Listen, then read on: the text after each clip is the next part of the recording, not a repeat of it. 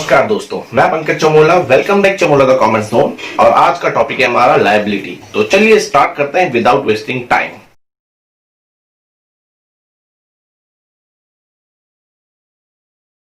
Liability क्या होता है?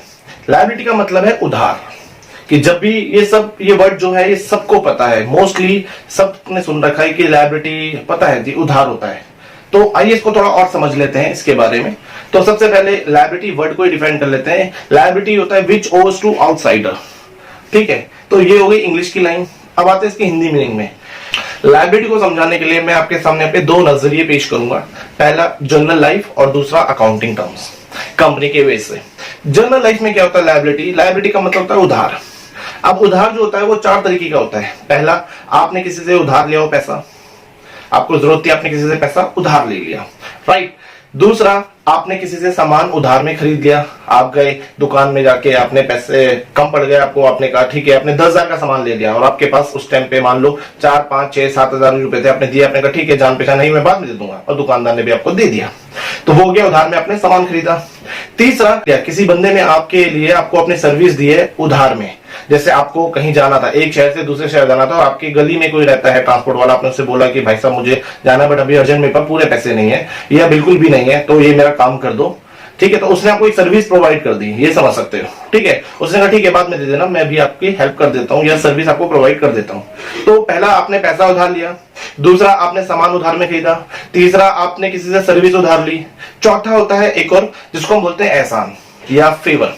कि जब आप मुसीबत में होते हो, कोई आपकी मदद कर दे, तो हम वो एहसान अपने सर पे मन में रखते हैं कि हाय मेरी मुसीबत में उसने मदद की थी, तो अब कल को वो मुसीबत में होगा तो मुझे भी उसकी मदद करनी पड़ेगी। तो ये चार तरीके का उधार होता है जो हमारे जनरल लाइफ में हम इसे देखते हैं। ठीक है, अब इसमें से चौथा वाला हटा दिया जाए, पैसे का उधार, सामान का उधार और सर्विस का उधार। यही तीन उधार जो है, ये तीन जो लायबिलिटी है, ये कंपनी में भी आती है। कि कंपनी में ऑनर किसी से पैसा उधार ले ले कंपनी के लिए, कंपनी मतलब किसी और से लोन ले रही पैसे में, तो उसको चुकाना है। दूसरा, किसी दूसरी कंपनी से या पार्टी से सामान उधार खरीद ले, वो भी उसे चुकाना है, क्या पैसे चुकाने हैं। तीसरा, किसी से सर्विस ले ले उधार में, तो उसके बदले से पे करना है, राइट। तो इन्हीं तीनों को जो वर्ड दिया गया लायबिलिटी। क्लियर है? लायबिलिटी का मतलब क्या है? विच ओज टू आउटसाइडर, जो आपने किसी से लिया है आपको चुकाना है। अब लिया में चाहे वो पैसा लिया हो, चाहे वो सामान लिया हो, चाहे वो सर्विस लिया उधार, बदले में आपको उसे चुकाना है मनी की टर्म्स में। चाहे आप पैसे दो, चाहे आप सामान दो, चाहे आप सर्विस दो, राइट। तो आपने इसे चुकाना है। तो इसीलिए जिस भी कंपनी के साथ ये होता है उसके लिए वो वर्ड जो क्रिएट हो जाता है वो लायबिलिटी वर्ड इसे कहते हैं।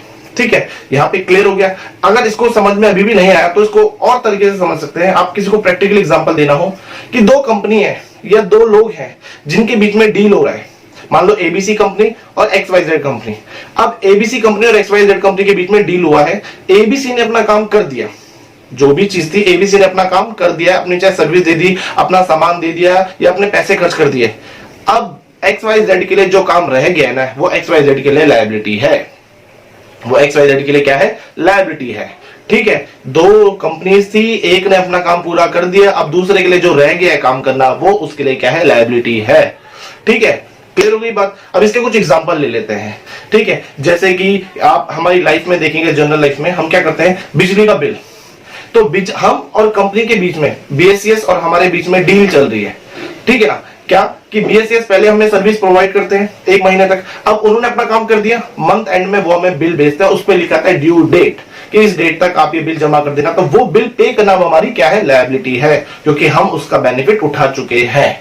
इसी का अपोजिट कर लीजिए, जैसे प्रीपेड होता है, प्रीपेड कनेक्शन होता है, तो हम क्या करते हैं, हमारी और मोबाइल जिस कंपनी का हमारा नंबर है उसके बीच में डील है। अगर प्रीपेड नंबर है तो पहले हम अपना रिचार्ज कराते हैं 100 रुपए का, तो हमने अपना काम कर दिया। अब उसके लिए सर्विस प्रोवाइड करना क्या है? लायबिलिटी है। तो आई होप आपको क्लियर हो गया हो एग्जांपल से। ठीक है, तो लायबिलिटी का मतलब क्या है कि वो उधार है, आपने उसे चुकाना है। वो उधार या तो पैसे में लिया हुआ एज अ लोन, आपने सामान खरीदा हुआ हो, या आपने किसी से सर्विस ली हो, आपने बदले में उसे चुकाना है, रीपे करना है। बदले में चाहे पैसे देके करो या सामान से करो या सर्विस देके करो, आपने वो काम करना है। क्लियर? अब लायबिलिटी को दो तरीके से बांटा गया है। ठीक है, पहला है करंट लायबिलिटी, फिर है लॉन्ग टर्म लायबिलिटी। मतलब जो उधार आपने 1 साल के अंदर चुकाना है उसका मतलब करंट लायबिलिटी। जो भी लायबिलिटी आपने रीपे करनी है विद इन 1 ईयर, राइट, वो क्या हो गई, करंट लायबिलिटी हो गई। और जो लायबिलिटी के लिए आपके पास 1 साल से ज्यादा का टाइम है, मतलब लंबी लायबिलिटी चलने वाली है, लंबा टाइम आपको मिल गया है, 5 साल, 7 साल, 3 साल, 2 साल, तो वो आपकी लॉन्ग टर्म लायबिलिटी हो गई। क्यों? क्योंकि अकाउंटिंग तो 1 ईयर का ही दिखाते हैं हम, तो जब 1 ईयर के बाहर जा रही है कोई चीज, लंबी जा रही है, तो उसको हमने लॉन्ग टर्म लायबिलिटी बोल दिया। ठीक है, अब थोड़ा करंट लायबिलिटी और लॉन्ग टर्म लायबिलिटीज के कुछ एग्जांपल ले लेते हैं।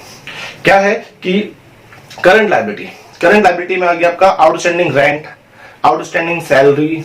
ठीक है, तो रेंट देना बाकी है ना, 1 महीने का, 1 महीने का रेंट देने के लिए आप 1 साल से ज्यादा टाइम तो नहीं लगाओगे, तो वो 1 साल के अंदर ही दे दोगे, ये मान के चलते हैं। आउटस्टैंडिंग सैलरी, एम्प्लॉय ने आपके लिए काम कर लिया है, अब आपकी बारी है उसे पे करना, तो आपके लिए वो सैलरी क्या है, आउटस्टैंडिंग है, आपने देनी है उसे, जब तक आपसे ना दो तब तक वो आपके लिए आउटस्टैंडिंग है। आउटस्टैंडिंग एक्सपेंस, मतलब कि आपने खर्चा करके कोई बेनिफिट उठाना था, बेनिफिट तो ले लिया, खर्चा करना बाकी है, तो वो आउटस्टैंडिंग एक्सपेंस हो गया। ठीक है, आउटस्टैंडिंग इंटरेस्ट, जो भी चीज आपने देनी बाकी है और आपको पता है 1, 2, 3 महीने के अंदर अंदर आपने देनी है, 6 महीने के अंदर अंदर आपने देनी है, तो वो आपके लिए क्या हो गई, करंट लायबिलिटी हो गई। ठीक है, इसके अंदर एग्जांपल है आउटस्टैंडिंग रेंट, ठीक है, शॉर्ट टर्म लोन्स और आपका बिल्स पेबल, ये सब एग्जांपल्स हैं करंट लायबिलिटी के। ठीक है, अब आते हैं long term liabilities. Long term liability की डेफिनेशन तो सेम थी, बट टाइम ने बीच में आके करंट लायबिलिटी और लॉन्ग टर्म में कन्वर्ट कर दिया। जो लायबिलिटी 1 साल के अंदर चुकानी है वो करंट, जो 1 साल से ज्यादा चुकानी है, जो ज्यादा टाइम मिल गया उसमें, वो हो गई लॉन्ग टर्म लायबिलिटी। तो लॉन्ग टर्म लायबिलिटी में लोन को, जो शॉर्ट टर्म लोन था उसको कन्वर्ट कर दिया लॉन्ग टर्म लोन में, डिबेंचर्स में, है ना, मॉर्गेज लोन, जो 1 साल से ज्यादा टाइम पीरियड के लिए आपको मिलता है। क्लियर है? तो ये हो गया आपका टाइप्स ऑफ लायबिलिटी। तो आई होप आपको समझ में आया हो, तो आप आसानी से आप बुक में पढ़ सकते हैं और इस पॉइंट्स को नोट कर सकते हैं, कोई भी पूछेगा आप उसे बता सकते हैं।